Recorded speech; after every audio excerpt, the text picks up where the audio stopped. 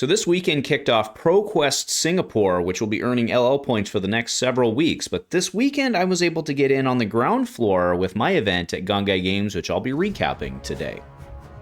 A huge shout out to our channel members for supporting what we do here. If you want to get involved with the channel and the Dice Commando community, please consider joining as a channel member. Remember, these videos are only possible with your support. You can show that support with a like, a subscribe, and by leaving us a comment and sharing your feedback. Community first, and go Commando. Hey there, my Flesh and Blood friends. Welcome back to the channel. Thanks for tuning in here on your Flesh and Blood Monday for a recap of this last weekend's ProQuest Singapore event at Gongaii Games in Portland, Oregon, USA, which I was able to TO. We had 17 players come out for that, which is way smaller than events I've run in the past.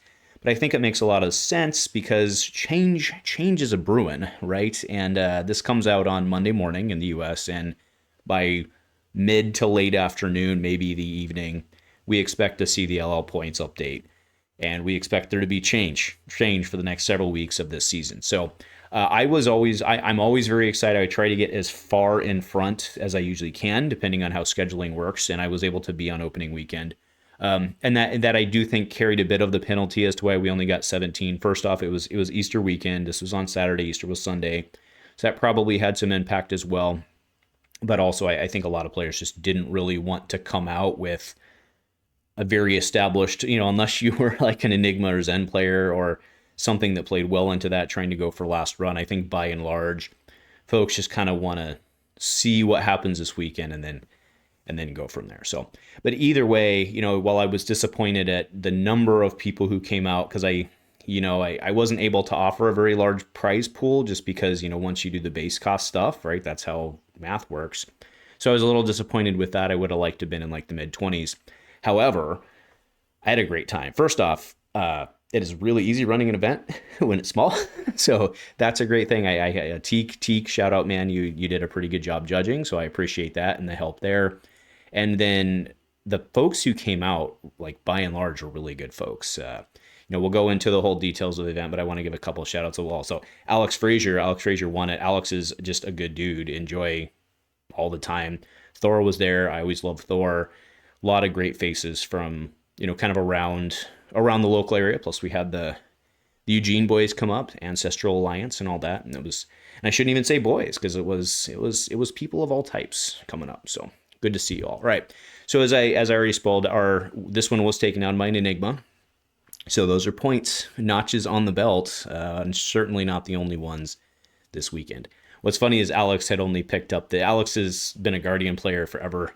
So a Guardian player getting points on the Illusionist is to help her LL so that he can play Guardian again. I thought was so apt to help her go on the last weekend. But Alex is a good dude. See him there. So what was fun about this was, even though it was 17 players, we had 14 different heroes. So I had a triple on Enigma, 2 Zens in the room, and other than that, just ones across the board, baby, right? So we had 3 Enigmas, 2 Zens, 1 Aurora, 1 Ira, 1 Syndra, 1 Fang, 1 Vincent, 1 Awakened Prism, 1 New, 1 Golden Kassai, 1 Verdance, 1 Florian, 1 Arachne, and then 1 Adult ASC. That was John. John, I was convinced John was going to make top 8, and it just broke bad for him in the last round, and that's how it works sometimes. But I was convinced John had it in the bag. But either way, John, you did a great job on the day. So I've got some pictures I'll be throwing up as we go through this. But what I wanted to do really, we already talked about main field. There's not a lot to say there because it's so wide. I don't, and again, it's all going to change either way. So I kind of expected there to be 4 or 5. I mean, granted, it's only a different number of people than I expected. So the numbers, I guess, are all irrelevant. But I mean, you have to admit, that's pretty impressive, right? 14 heroes across 17 players. That's pretty impressive, right? So shout out to the folks. Everybody's got their things. Everybody's got their reps. So after 5 rounds of Swiss, we had our top 8 secured. Jude Cornett going 5-0 on the day. Alex Frazier are the eventual winner on 4-1. Jonathan Trossman on Aurora at 4-1. Thor 4-1 as well on Marionette. Austin Jordan Cornwell 3-2. Tim Chambers at 3-2, and then Edmondo Mazzulli also at 3-2. And here you see a picture of our top 8 players. From left to right, front to back, or back to front, I guess we have Edmondo, Jordan, Jude. You have Tim there with the triple card. Then in the front, we have Austin, Thor, Jonathan, and then Alex there in the front. And going over to the bracket, we had Jude in the 1 position, taking on Edmondo on the Ira deck. Dezen was able to handle that. That was a pretty quick game overall. If we flip over to the 2-7, this was kind of the big match of the day. It took about an hour and 20 minutes, and Alex and Tim just going at it, and you were guaranteed an Enigma victory there. Thor and Austin going at it, and Thor was able to pull that one out, which did put him into Jude. And then Jonathan went down against Jordan on the Aurora Florian match, but then Jordan going against Alex. Alex was able to take that one down. Then it was Alex and Jude into the final, with Alex eventually pulling it out. Now, this was an interesting match to watch because Jude was up by at least 20-ish, somewhere in that range. And I stepped away because I had to do something else. I don't remember what it was, but I stepped away. I had to do something TOE. And I came back, and all of a sudden there was a Mirror Guy on the table, and Jude was fighting for his life and just didn't have the answer to Mirror Guy. And that was all she wrote. So Alex taking it down, and then we'll cut over to Alex opening his gold foil. So how does it? So you're gonna open it this way, and then turn it over. Yes. So the gold foil itself should be facing that direction. So go like this. If you're gonna, I usually flip it over. Yeah, I want to flip it over after I take it out. So you would. He wants to build the suspense. I think I might have messed it We'll find out. Flip it. Yeah. Okay. Oh well. Okay. Oh, Because I thought it was the other way around. That's a good one. That's really pretty. That's a really good one. Nice. That's solid. Congrats, I'm never Alex. gonna use it. Thank you. That's my first PQ win, so I'm really happy about Fuck that. yeah, man. I mean, if you have that, you obviously don't need all of that. Yeah, so again, congrats, Alex. And again, I just think it's really funny that a Guardian main is the one who helped put her over the top. He can say he was the one that put her into the ground so that he can play Bravo again once more. I think he actually said that at some point during the tournament. So let's kind of move forward now. Right now, again, I am under the assumption that Zen and Enigma are both going to go this weekend. I really don't see a situation in which they don't.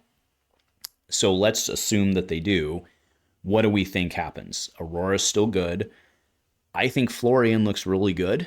And because Florian's been doing pretty well anyway. I think Florian looks good. I think Verdance looks good. Mario looks good.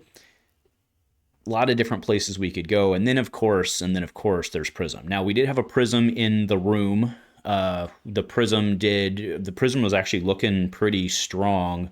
At the beginning of the 4th round, it looked like they were going to go in.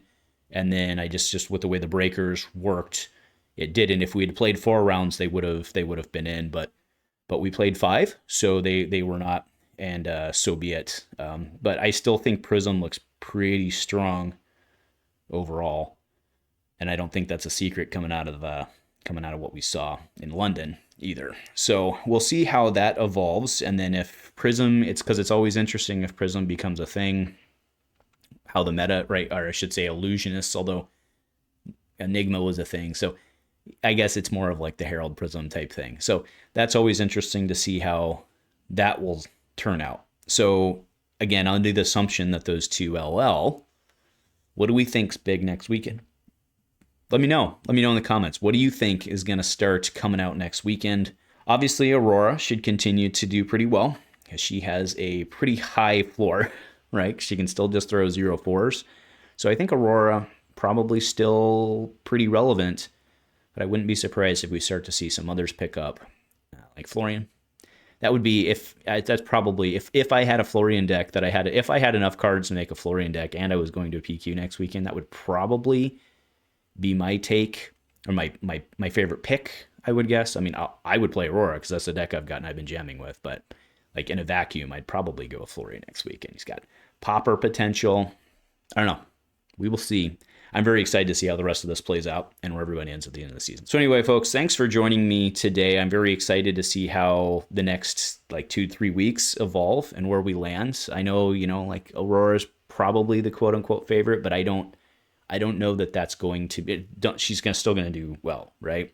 But I think you're going to see a lot of other folks start to move up and move around. So we will see. We will see. Anyway, let me know your thoughts. Thanks for joining. Go Commando.